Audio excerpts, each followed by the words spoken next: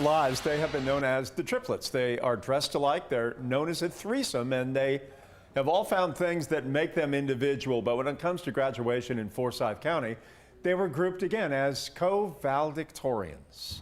Zane, Adam, and Rami Cashlin recently graduated from West Forsyth High School, each of them with a final GPA of a sterling 4.722. Way to go, guys.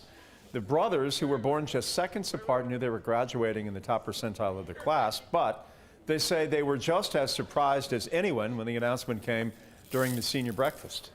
We walked in, we sat, we went through this really boring presentation about graduation, and then at the very end, just really last minute, and they're like, oh, and our three valedictorians are Adam, Zane, and Rami, and then they also gave the valedictorian, and we were just stunned. We didn't expect it.